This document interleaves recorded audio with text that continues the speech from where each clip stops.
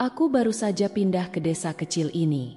Namanya Desa Kembang, terletak di pelosok Jawa Tengah, dikelilingi oleh sawah hijau dan hutan lebat. Awalnya, aku merasa desa ini tenang, seperti tempat sempurna untuk melupakan hiruk-pikuk kota. Rumah kami berada di pinggir desa, berdekatan dengan sebuah lapangan luas yang dipenuhi ilalang tinggi. Tapi yang paling menarik perhatianku adalah pohon beringin tua di tengah lapangan itu. Sejak pertama kali melihatnya, pohon itu memberi kesan aneh, besar dan menjulang. Akarnya mencuat keluar seperti cakar raksasa. Banyak orang desa tampak menghindari berjalan terlalu dekat dengannya. Aku penasaran, tetapi ibu sudah memperingatkanku agar tidak bermain di sana. Mereka bilang ada sesuatu yang menghuni pohon itu, kata Bu Sari, tetangga kami. Ia menatap pohon itu dengan sorot mata penuh rasa takut. Kalau kau menghormatinya, dia tak akan mengganggumu. Aku bukan tipe orang yang mudah percaya pada cerita semacam itu. Tapi malam pertama di rumah baru, aku mendengar sesuatu. Suara seperti seseorang menangis pelan di kejauhan. Suara yang samar-samar datang dari arah pohon beringin. Kupikir mungkin hanya suara angin atau burung malam, tapi rasa gelisah tetap menggangguku. Keesokan harinya, saat bermain bola dengan beberapa anak desa, aku memberanikan diri untuk bertanya, "Kenapa kalian selalu menghindari pohon itu?" Mereka langsung terdiam. Mata mereka melirik ke arah pohon beringin, lalu saling pandang dengan gelisah. Salah satu dari mereka, Doni, akhirnya angkat bicara. "Itu tempat kuntilanak," katanya pelan. "Dulu, seorang perempuan mati di sana, dan rohnya tidak pernah pergi." Aku hanya tertawa kecil. Tapi wajah mereka tetap serius. "Kau baru di sini. Jangan coba-coba bermain-main dengan hal itu," tambah Doni dengan nada tegas. Malamnya, aku tidak bisa berhenti memikirkan apa yang mereka katakan.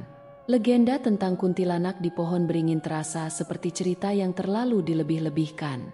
Tapi suara tangisan samar itu, aku mendengarnya lagi. Kali ini lebih jelas, seolah-olah datang tepat dari belakang rumahku. Aku mencoba menutup telinga, meyakinkan diriku bahwa itu hanya imajinasiku. Namun, di saat aku hendak memejamkan mata, suara itu berubah. Tangisan itu diiringi dengan tawa kecil yang melengking. Tawa yang tidak manusiawi. Aku mendadak terbangun. Seluruh tubuhku merinding. Aku merasa ada sesuatu yang mengawasi dari luar jendela kamar. Entah kenapa, aku yakin semua ini berkaitan dengannya. Tapi aku belum tahu apa. Aku hanya tahu, aku takkan bisa mengabaikannya begitu saja. Sejak malam itu, rasa penasaranku terhadap pohon beringin di tengah desa semakin besar.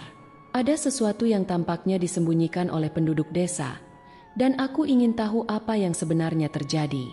Sayangnya, ketika aku mencoba bertanya kepada mereka, jawaban yang kudapat selalu samar. Pohon itu memang sudah ada sejak lama, tapi jangan terlalu ingin tahu, kata Pak Harjo, pemilik warung kecil di ujung jalan. Orang tua-tua selalu bilang, lebih baik tidak usik yang tidak perlu. Jawaban seperti itu membuatku semakin penasaran. Apa sebenarnya yang membuat pohon beringin itu begitu menakutkan? Mengapa orang-orang di desa ini tampak enggan berbicara lebih jauh? Akhirnya, aku memutuskan untuk mencari informasi di tempat yang jarang didatangi orang, yaitu perpustakaan kecil di balai desa. Perpustakaan itu sunyi, dengan rak-rak penuh buku tua yang berdebu.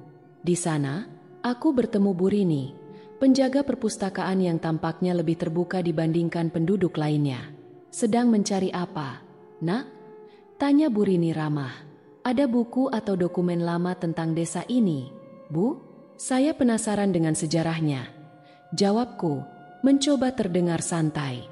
Bu Rini mengangguk dan mulai mengambil beberapa buku tua dari rak. Saat ia menyerahkan buku-buku itu, aku memberanikan diri bertanya lebih spesifik. "Apa Ibu tahu cerita tentang pohon beringin di tengah desa?" Raut wajahnya berubah seketika. Matanya menatapku tajam seolah mencoba membaca niatku. Setelah hening beberapa saat, ia menghela napas. Orang-orang di desa ini percaya, pohon itu punya sejarah yang kelam. Dulu, ada seorang perempuan yang sering duduk di bawah pohon itu. Tapi entah kenapa, sejak dia menghilang, Banyak yang merasa tidak nyaman mendekati pohon tersebut, kata Bu Rini pelan. Aku menelan ludah. Perempuan itu, apa yang terjadi padanya? Bu Rini menggelengkan kepala. Tidak ada yang tahu pasti. Tapi setelah kepergiannya, orang-orang sering mendengar suara-suara aneh di sekitar pohon itu, terutama di malam hari. Karena itu, pohon itu dianggap keramat, bukan untuk disembah, tapi lebih untuk dihormati. Itulah sebabnya banyak orang menghindari bicara tentangnya. Penjelasan Bu Rini memberiku sedikit gambaran, tapi juga meninggalkan lebih banyak pertanyaan. Apa yang sebenarnya terjadi pada perempuan itu? Apakah suara-suara yang didengar penduduk desa hanya sugesti atau memang nyata? Malamnya, aku mencoba berbicara dengan Doni lagi. Kali ini ia terlihat lebih serius. Tidak seperti saat bercerita santai kemarin. Kau benar-benar ingin tahu soal pohon itu? Tanya Doni sambil melirik ke sekeliling. Aku pernah dengar, siapapun yang terlalu penasaran akan pohon itu sering mengalami hal-hal aneh. Orang-orang tua selalu bilang, lebih baik tidak mencoba mencari tahu lebih dalam. Kata-kata Doni membuatku berpikir ulang. Tapi semakin banyak yang berusaha menyuruhku berhenti, semakin besar rasa penasaranku. Apa yang sebenarnya ada di balik semua ini? Aku merasa ada sesuatu yang lebih besar yang menunggu untuk ditemukan. Sejak aku menggali cerita tentang pohon beringin itu, malam-malamku berubah. Aku mulai mengalami mimpi yang tidak biasa, mimpi yang terasa nyata dan mengganggu. Di malam pertama, aku bermimpi berada di sebuah lapangan gelap, hanya diterangi cahaya bulan redup. Di tengah lapangan itu, pohon beringin menjulang tinggi, tampak lebih besar dan menyeramkan daripada yang kulihat di siang hari. Aku mendekati pohon itu, dan di sana aku melihat seorang perempuan duduk di bawahnya. Dia memakai kebaya lusuh berwarna putih. Rambutnya terurai menutupi wajah. Awalnya dia diam, seperti tidak menyadari kehadiranku. Tapi ketika aku mencoba mendekat, dia perlahan mengangkat wajahnya. Mata kami bertemu, dan aku tersentak. Wajahnya pucat, dengan senyuman yang tidak wajar. Apa kau datang untuk mencari jawabannya? Tanyanya dengan suara yang serak dan menggema. Aku terbangun dengan nafas tersengal dan tubuh basah oleh keringat dingin. Aku mencoba meyakinkan diri bahwa itu hanya mimpi. Tapi rasa takut yang aneh terus menyelimutiku sepanjang malam. Malam berikutnya, mimpi itu datang lagi. Kali ini, aku berada di sebuah lorong gelap yang tidak kukenali. Di ujung lorong itu, pohon beringin tampak berdiri menjulang, seperti menantiku. Suara perempuan yang sama kembali terdengar, tapi aku tidak bisa melihatnya. Kau harus berhenti sebelum terlambat. Suaranya bergema. Aku terbangun lagi, kali ini dengan rasa panik yang lebih besar. Mimpi-mimpi itu semakin terasa nyata, seperti ada sesuatu yang mencoba berkomunikasi denganku. Hari-hari berikutnya, aku mulai merasa lelah secara fisik dan mental. Tidurku tidak pernah nyenyak, dan setiap kali aku menutup mata, bayangan pohon beringin itu selalu muncul. Aku mulai merasa cemas, tapi tetap tidak memberitahukan hal ini kepada siapapun. Puncaknya adalah pada malam ketiga. Dalam mimpiku, aku kembali berada di bawah pohon beringin. Kali ini, perempuan itu berdiri di hadapanku, lebih dekat dari sebelumnya. Apa yang sebenarnya kau cari? Tanyanya. Suaranya terdengar penuh emosi. Aku hanya ingin tahu kebenarannya, jawabku dalam mimpi itu. Meski suaraku bergetar, dia tertawa kecil, tapi tawanya terdengar dingin. Kebenaran tidak selalu membawa kebahagiaan. Kadang, itu hanya membawa penderitaan. Aku terbangun lagi, dengan jantung berdegup kencang. Mimpi-mimpi itu mulai memengaruhi pikiranku. Bahkan ketika aku terjaga, aku tidak bisa berhenti memikirkan kata-kata perempuan itu. Apakah ini semacam peringatan? Atau hanya permainan pikiran karena aku terlalu penasaran? Aku mulai merasa bahwa ada sesuatu yang salah. Dan entah bagaimana, aku tahu ini baru permulaan. Mimpi-mimpi itu mulai membuat hari-hariku terasa berat. Aku jadi sering kehilangan fokus, dan perasaan cemas terus menghantuiku. Tapi yang benar-benar membuatku terguncang adalah saat kejadian-kejadian aneh mulai terjadi di sekitarku. Suatu malam, ketika aku sedang belajar di kamar, aku mendengar suara ketukan pelan di jendela. Itu aneh, karena kamarku berada di lantai 2, dan tidak mungkin ada orang yang mengetuk dari luar. Aku mencoba mengabaikannya, berpikir itu hanya suara angin atau mungkin binatang kecil. Tapi ketukan itu terus berlanjut, semakin teratur, seperti seseorang sedang berusaha menarik perhatianku. Dengan hati-hati, aku mendekati jendela. Aku menyingkap tirai, tapi tidak ada apa-apa di luar, hanya kegelapan malam. Tapi, saat aku mematikan lampu kamar, samar-samar aku melihat bayangan seseorang berdiri di bawah pohon di depan rumahku. Aku tertegun. Sosok itu tampak seperti seorang perempuan dengan rambut panjang. Berdiri dia menatap ke arahku. Aku menutup tirai dengan cepat dan berusaha menenangkan diri. Kejadian itu hanya awal dari rentetan hal-hal aneh yang semakin sering terjadi. Di pagi hari, aku menemukan barang-barang di kamarku berpindah tempat. Buku-buku yang sebelumnya tersusun rapi di meja kini berserakan di lantai. Pintu lemari yang selalu kututup tiba-tiba terbuka lebar. Aku bahkan sempat menemukan jejak kaki kecil berlumuran lumpur di lantai kamarku. Padahal aku yakin tidak ada siapapun yang masuk ke sana selain aku. Ketika aku mencoba menceritakan hal ini kepada orang tuaku, mereka hanya menganggap aku terlalu lelah atau terlalu banyak memikirkan cerita-cerita desa. Jangan terlalu dipikirkan, Dika. Mungkin kamu cuma mimpi, kata ibuku sambil tersenyum kecil. Tapi aku tahu ini bukan mimpi. Semuanya terlalu nyata. Puncaknya terjadi pada malam berikutnya. Aku sedang duduk di meja belajar ketika tiba-tiba lampu kamar berkedip-kedip. Setelah beberapa saat, lampu padam sepenuhnya, dan kamarku tenggelam dalam kegelapan.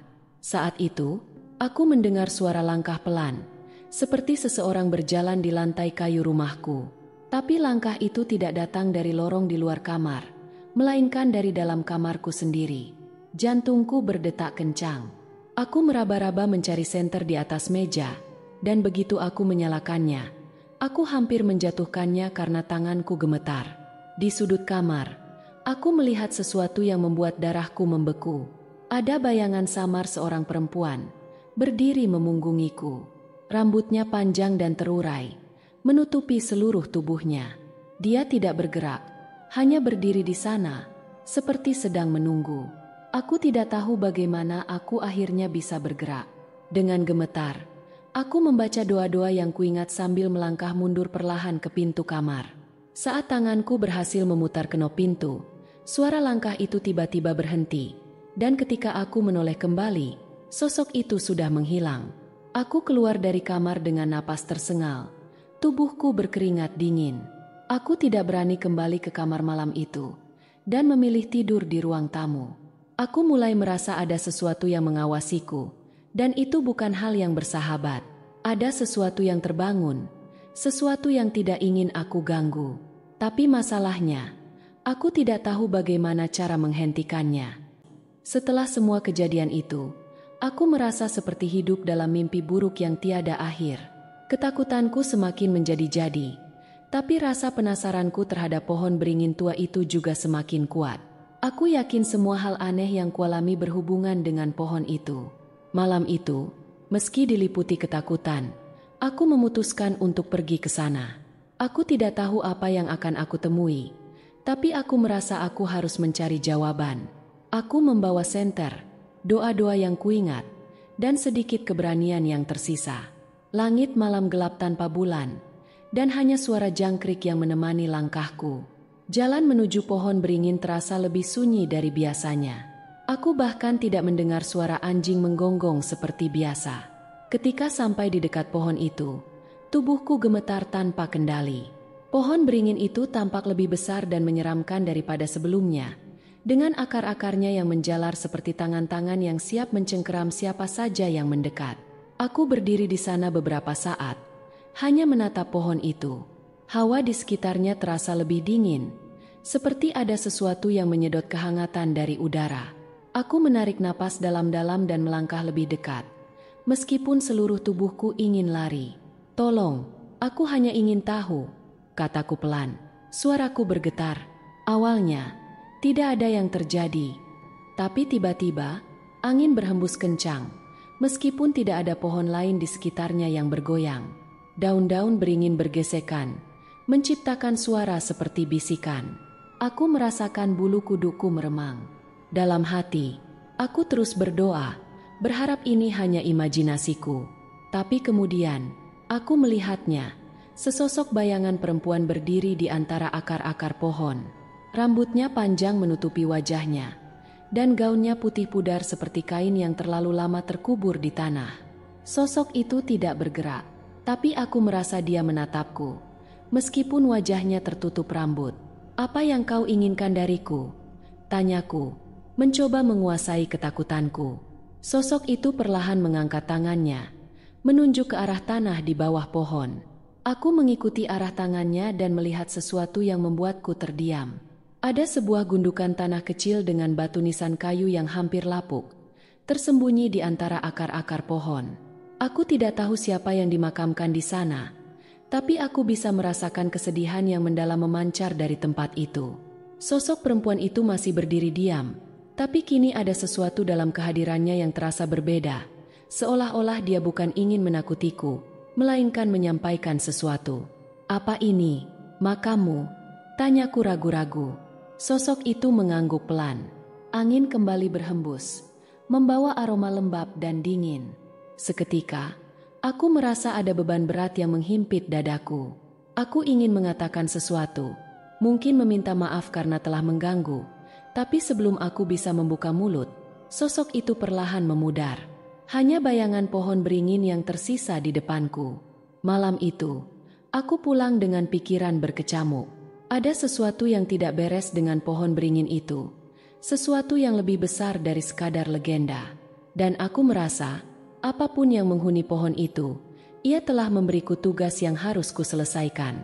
Aku harus mencari tahu lebih jauh, tidak hanya tentang pohon beringin ini, tetapi juga tentang siapa yang dimakamkan di sana dan apa yang sebenarnya terjadi di masa lalu.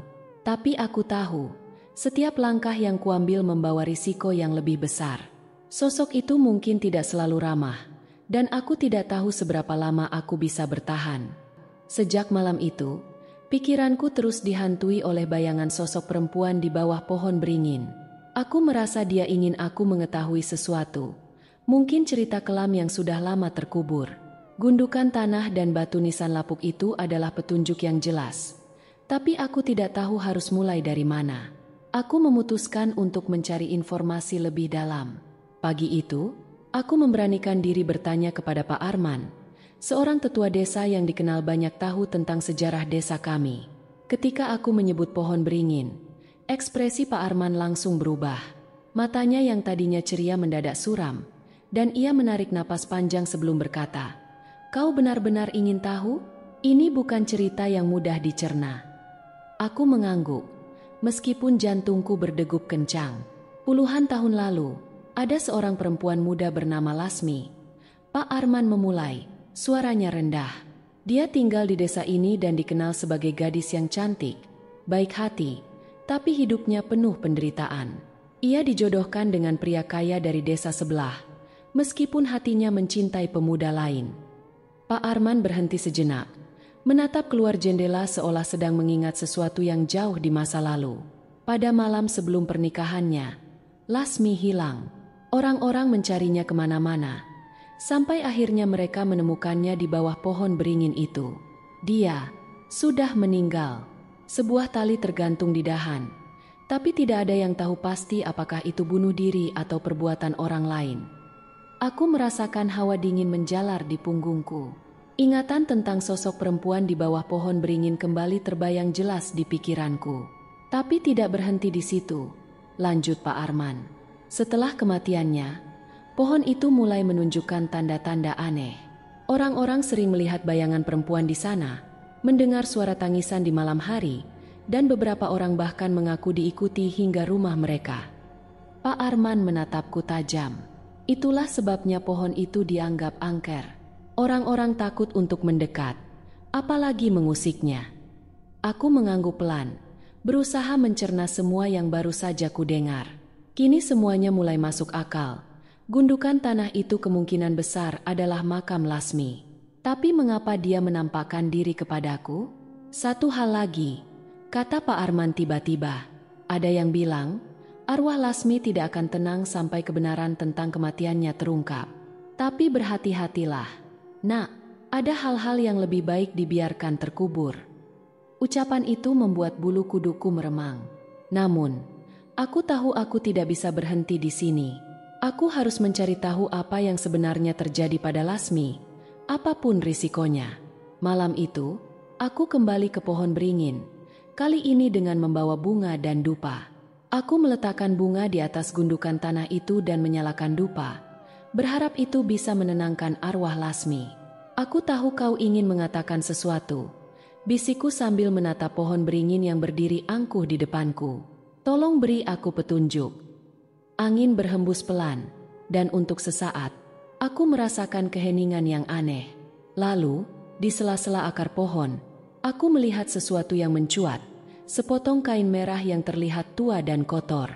Aku meraih kain itu dengan hati-hati, dan saat kuangkat, sesuatu terjatuh dari dalamnya. Sebuah cincin emas kecil dengan ukiran nama di bagian dalamnya. Lasmi, jantungku berdegup kencang. Benda itu bukan hanya petunjuk, tapi bukti bahwa ada lebih banyak misteri yang tersembunyi di balik kematian Lasmi. Dan aku merasa, ini baru permulaan dari apa yang akan kutemukan. Setelah menemukan cincin emas dengan nama Lasmi terukir di dalamnya, aku merasa beban berat menghimpit pikiranku. Cincin itu adalah bukti yang nyata, tetapi juga sebuah pengingat bahwa misteri ini jauh lebih dalam dari yang kuduga. Aku merasa arwah Lasmi memintaku untuk melakukan sesuatu. Tapi apa yang harus kulakukan? Aku kembali ke rumah dengan hati yang kacau. Semalaman aku tidak bisa tidur, memikirkan segala kemungkinan. Apa yang sebenarnya terjadi pada Lasmi? Apakah dia benar-benar bunuh diri? Atau ada sesuatu yang lebih menyeramkan di balik kematiannya? Esok paginya, aku memutuskan untuk mendatangi rumah Bu Sari, seorang wanita tua yang konon adalah sahabat dekat Lasmi saat masih hidup. Aku mendengar dari tetangga bahwa dia jarang berbicara tentang masa lalu, tetapi aku harus mencoba. Bu Sari menyambutku dengan ramah, tetapi ketika aku menyebut nama Lasmi, wajahnya langsung berubah. Dia terlihat gugup, bahkan sempat memalingkan wajahnya. "Kenapa kamu menanyakan itu, Nak?" tanyanya. Suaranya gemetar. "Saya menemukan sesuatu di dekat pohon beringin, Bu," jawabku sambil menunjukkan cincin emas yang kutemukan. "Saya merasa ini milik Lasmi. Saya ingin tahu apa yang sebenarnya terjadi padanya." Bu Sari terdiam lama. Air matanya mulai mengalir pelan, dan suaranya bergetar ketika akhirnya dia berbicara. "Lasmi adalah gadis yang baik," katanya. "Dia tidak pantas mendapatkan apa yang menimpanya. Kematian Lasmi itu bukan bunuh diri, Nak. Dia dibunuh." Jantungku terasa berhenti sejenak mendengar pengakuan itu. "Siapa yang melakukannya, Bu?" tanyaku, mencoba menahan rasa takutku. "Orang yang seharusnya melindunginya," kata Bu Sari dengan nada penuh kepahitan. "Dia tahu Lasmi mencintai pria lain, dan dia tidak mau kehilangan harga dirinya. Malam itu, Lasmi mencoba melarikan diri bersama pemuda yang dicintainya. Tapi mereka dihentikan, dan Lasmi tidak pernah kembali." Aku merasa kepalaku berputar mendengar cerita itu. Jadi, tunangannya yang membunuh Lasmi? Tapi mengapa penduduk desa tidak pernah membicarakan hal ini? Bu Sari menjawab sebelum aku sempat bertanya. "Keluarga tunangannya punya kuasa di desa ini. Mereka menutupi semuanya. Jenazah Lasmi dibiarkan di pohon beringin untuk membuatnya terlihat seperti bunuh diri. Orang-orang tahu, tapi tidak ada yang berani bicara." Perasaanku campur aduk antara marah dan sedih. Lasmi tidak hanya kehilangan hidupnya, tetapi juga keadilan. Dan sekarang, aku harus memutuskan, apakah aku akan mengungkapkan kebenaran ini kepada penduduk desa, atau merahasiakannya seperti yang dilakukan orang-orang selama bertahun-tahun? Namun, sebuah peringatan dari Bu Sari membuatku bimbang. "Hati-hati, Nak," katanya dengan nada serius. "Kalau kau memutuskan untuk mengungkapkan ini, mereka mungkin akan mencoba menghentikanmu, seperti mereka menghentikan Lasmi." Malam itu, aku duduk sendirian di kamarku, memikirkan semuanya. Aku bisa saja membiarkan ini berlalu dan hidup seperti biasa. Tapi bayangan Lasmi terus menghantui pikiranku. Rasanya seperti dia sedang memohon, meminta keadilan yang tidak pernah ia dapatkan. Aku tahu keputusanku akan membawa konsekuensi besar. Tetapi aku tidak bisa tinggal diam. Aku harus melakukan sesuatu, meskipun itu berarti menghadapi bahaya besar. Aku hanya berharap aku cukup kuat untuk menghadapi apa yang akan datang. Keputusanku untuk mengungkapkan kebenaran tentang Lasmi menjadi awal dari serangkaian peristiwa yang mengerikan. Aku tidak menyangka, hanya dalam waktu semalam, desas-desus sudah tersebar di seluruh desa. Beberapa warga mendukungku, terutama mereka yang merasa bahwa kebenaran harus diungkapkan. Namun, ada juga yang terlihat gelisah, bahkan menunjukkan tanda-tanda permusuhan. Hari itu, aku berjalan melewati warung kecil di dekat lapangan desa. Obrolan berhenti seketika begitu aku lewat. Orang-orang menatapku dengan pandangan yang sulit diartikan. Beberapa berbisik, tetapi aku tidak bisa menangkap apa yang mereka katakan. Ketika sore tiba, seorang pria tua bernama Pak Dirman, yang dikenal sebagai tangan kanan keluarga tunangan Lasmi, mendatangiku di depan rumah. Raut wajahnya dingin. Matanya menatapku tajam. "Anak muda," katanya dengan suara berat. "Apa yang sedang kau lakukan ini berbahaya. Kadang, ada hal-hal yang lebih baik dibiarkan tersembunyi." Aku mencoba tetap tenang. "Saya hanya ingin keadilan, Pak. Lasmi tidak pantas diperlakukan seperti itu." Pak Dirman mendekat. Suaranya merendah tetapi penuh ancaman. "Keadilan? Kau pikir kau bisa melawan orang-orang yang lebih kuat darimu? Kau masih muda. Jangan sampai hidupmu berakhir sia-sia." Setelah berkata demikian, dia pergi tanpa menunggu jawabanku. Tetapi ancamannya terus terngiang di kepalaku. Apa yang ia maksud dengan berakhir sia-sia? Malam itu, aku merasa udara di dalam rumahku berubah dingin. Aku mencoba mengabaikan perasaan tidak nyaman itu. Tetapi kemudian suara langkah kaki terdengar dari luar.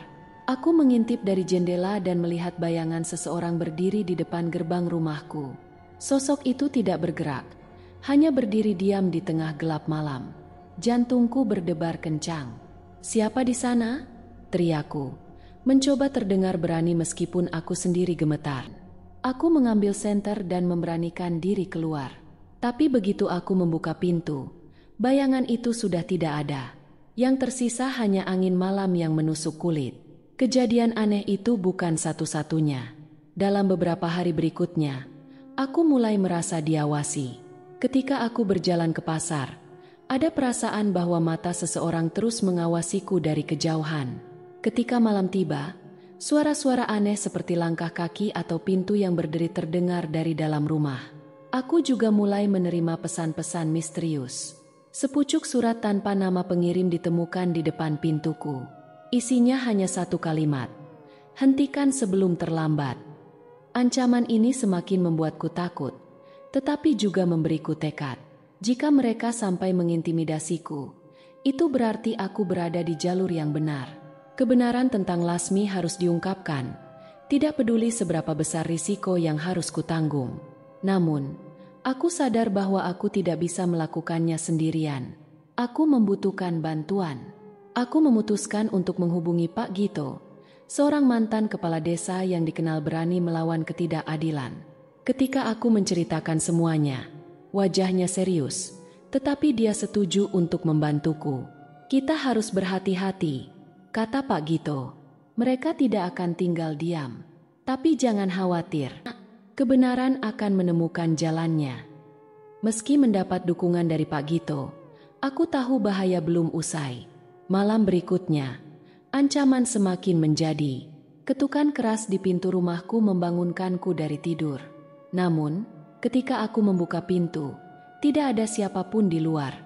Di teras, aku menemukan sesuatu yang membuat darahku membeku.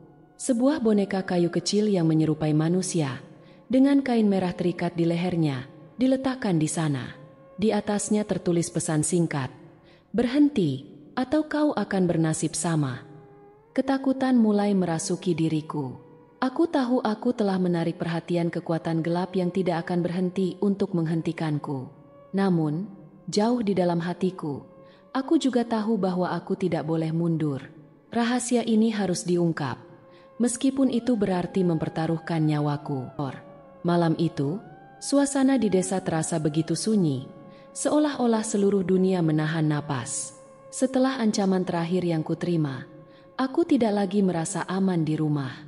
Namun, tekadku untuk mengungkap kebenaran tentang Lasmi tetap teguh.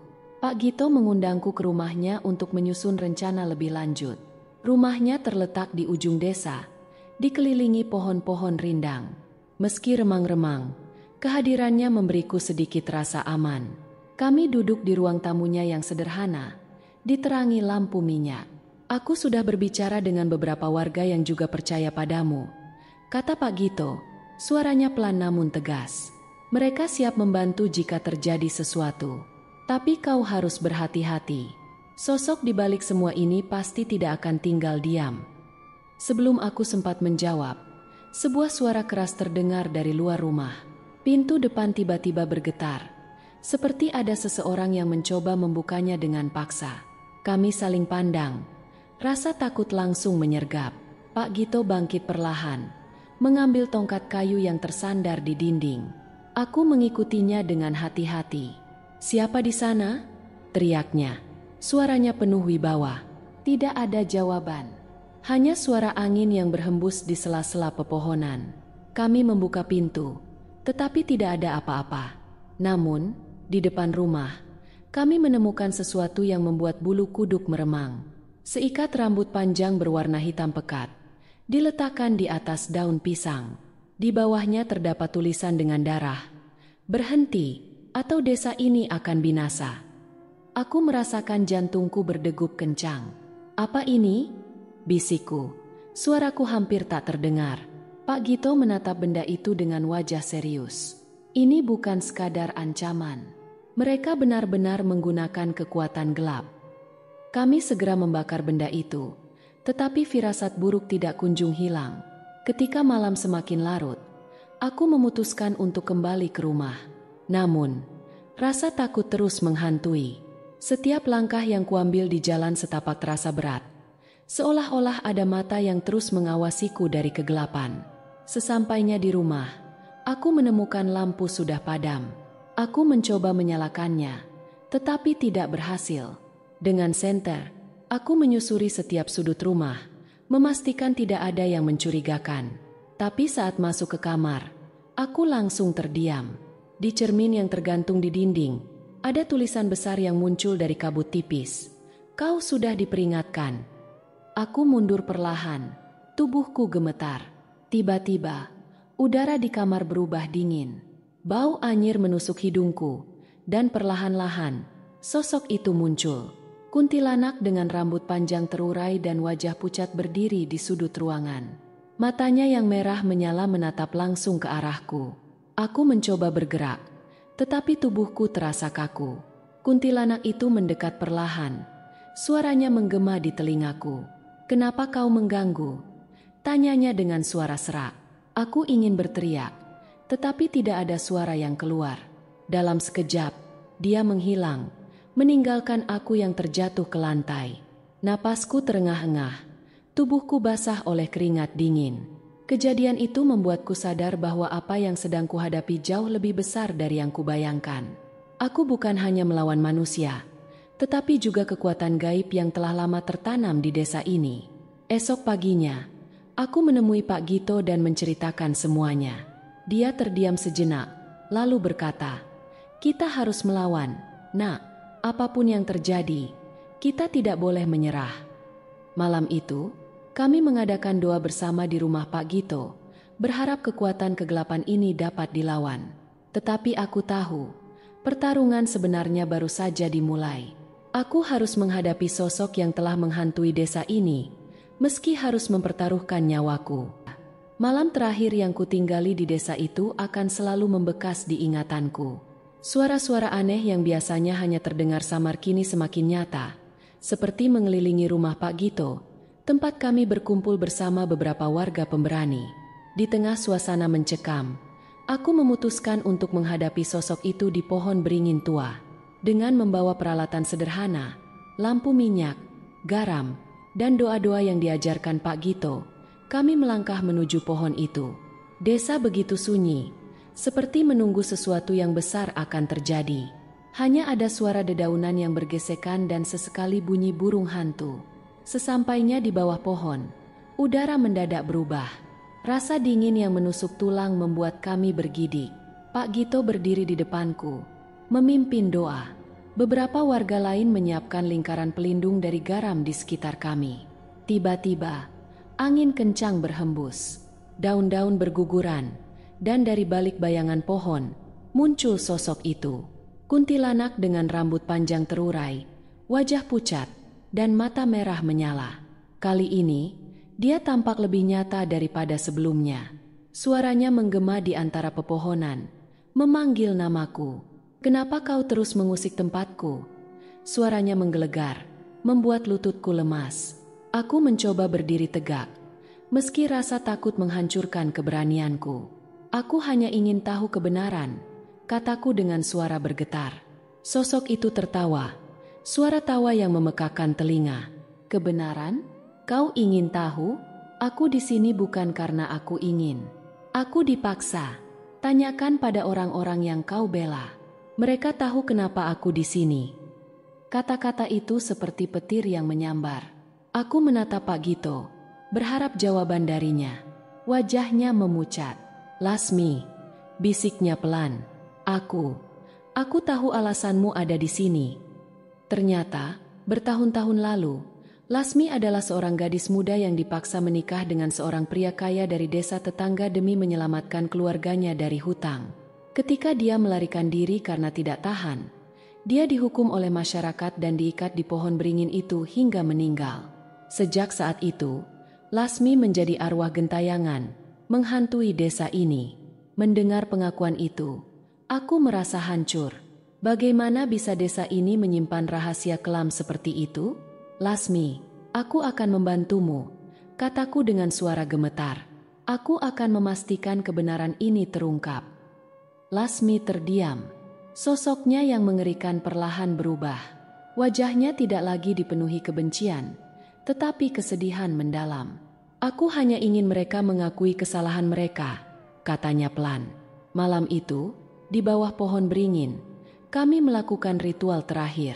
Pak Gito dan warga yang hadir memohon maaf kepada Lasmi, mengakui dosa-dosa masa lalu mereka. Dengan lilin yang menyala, kami mengantar kepergian arwahnya. Saat cahaya lilin padam, Lasmi tersenyum tipis sebelum menghilang. Udara di sekitar pohon beringin kembali hangat, seperti beban berat yang akhirnya terangkat. Beberapa hari kemudian, aku meninggalkan desa dengan perasaan campur aduk. Kebenaran telah terungkap, dan desa itu kini memiliki kesempatan untuk memulai lembaran baru. Namun, aku juga belajar bahwa tidak semua kebenaran mudah diterima, terutama ketika melibatkan masa lalu yang kelam. Dari pengalaman ini, aku menyadari pentingnya menghadapi kesalahan, bukan menyembunyikannya. Sebab, hanya dengan menghadapi masa lalu, kita bisa benar-benar melangkah ke masa depan. Dan meski desa itu kini kembali tenang, aku tahu, cerita tentang Lasmi akan selalu menjadi pengingat akan harga yang harus dibayar ketika kebenaran diabaikan. Cerita ini bukan sekadar tentang keberanian menghadapi ketakutan atau makhluk gaib, tetapi juga mengingatkan kita akan pentingnya menghadapi masa lalu dengan jujur. Setiap perbuatan, baik maupun buruk, akan meninggalkan jejak, dan terkadang jejak itu tidak mudah terhapus oleh waktu. Melalui pengalaman tokoh utama, kita belajar bahwa kebenaran, meski menyakitkan, harus diungkap. Menyembunyikan kesalahan hanya akan memperpanjang penderitaan, bukan hanya bagi mereka yang terlibat, tetapi juga bagi generasi berikutnya. Kisah ini juga menjadi refleksi tentang bagaimana kepercayaan, tradisi, dan sejarah desa-desa di Indonesia seringkali menyimpan pelajaran berharga yang dapat kita petik. Dengan memahami akar dari cerita-cerita seperti ini, kita tidak hanya diajak untuk merasakan ketegangan, tetapi juga untuk merenungkan nilai-nilai moral yang terkandung di dalamnya. Semoga cerita ini tidak hanya menghibur, tetapi juga memberikan inspirasi bagi kita semua untuk selalu berani menghadapi kebenaran, betapapun sulitnya. Sebab, seperti kata bijak, hanya dengan menghadapi gelap, kita bisa benar-benar menghargai terang. Terima kasih telah mengikuti cerita ini hingga akhir. Semoga Anda tetap dikelilingi oleh cahaya kebaikan di tengah gelapnya dunia.